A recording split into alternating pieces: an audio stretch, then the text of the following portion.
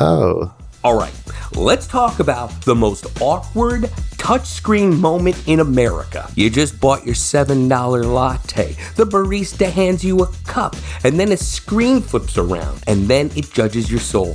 15, 20, or 25% for what again?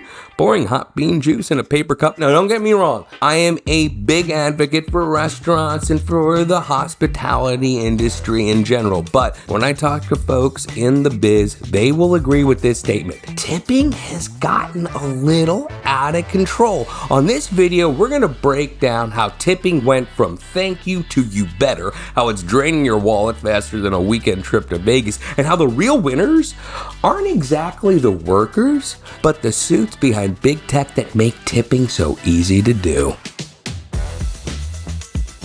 Hey, just a quick heads up, I am not trying to get canceled by every restaurant, bar, and cafe in America. I'm a huge advocate for the waiters, the waitresses, the bartenders, everybody front of house who bust their butts. It is a hard job.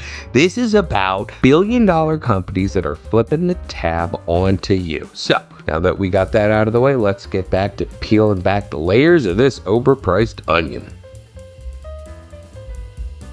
Let's start with some spicy stats. According to Wallet Hub, 86% of people think tipping has gotten out of hand. 83% want those automatic charges absolutely gone. Think about it. You're at a kiosk and you're plugging in your order for a burrito and it's asking for a tip. It's like you're working the line at Chipotle and you have to pay for the privilege, and it just doesn't even feel like generosity anymore. It's more like emotional blackmail on an iPad, and it's everywhere. Cafes, delivery apps, Amazon deliveries. Pretty soon, your fridge is gonna start asking you for a tip every time you reach in to grab a La Croix. But wait, it gets juicier. Sometimes the tip doesn't even go to the employees. Some companies will actually take tips and fold it into their payroll. Meanwhile, the people behind the counter are making a wage that ain't exactly minimum. Translation, you might be subsidizing a billion-dollar company that keeps their wages low and their profits high.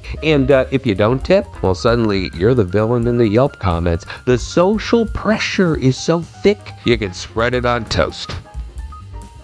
Okay, let's start with some real-world examples of tipping where there was no tipping before. Five Guys burgers and fries. Burger, fries, shake. That'll be $26.70. Would you like to leave a 20% tip? Just feels like I tipped my wallet into a fryer. Subway. True story. One time I went to Subway, watched the guy build my sandwich, and then put mustard on top of everything in the sandwich like it was a hot dog. In this day and age, that person would qualify for a tip. Starbucks drive-thru. Didn't even get out of the car. Chances are you're probably gonna tip. Now, the ultimate real deal insanity is tipping at a self-serve kiosk. And I have tipped at a self-serve kiosk because of the prompt. I literally tipped and then I said to myself, who did I just tip? Next thing you know, I'm going to be tipping my freaking microwave. Now, here's a fun fact. There's no tipping in Japan. I know. I've been there twice. And you know what? I had outstanding service in Japan. Go figure. This is full-on psychological warfare, people. The touchscreen lights up with big green buttons like you're defusing a bomb. 20% is pre-selected, and the no-tip option is in sad little gray font in the corner, feeling ashamed of itself. And the thing is, it works. Because we feel bad. In a 2025 survey, some Americans are making up new rules to cope with this crazy tipping situation. Like ordering standing up, no tip. Picking up food for takeout, some people don't even leave a dime. And yet, the tipping system continues. Because people like me feel bad and have to leave something. And in some instances, I'm letting some big old company justify not raising wages because I'm picking up their slack. Let's be clear though, this whole tipping culture is out of hand thing would not be possible without the tech behind it. So companies like Square and Toast are important characters in this script. Bottom line is tech has made tipping more widespread and has made the idea of dining out feel more expensive. And then when you add in things like inflation and rising food costs, suddenly the idea of going out for lunch feels about as fiscally responsible as leasing a Tesla Cybertruck.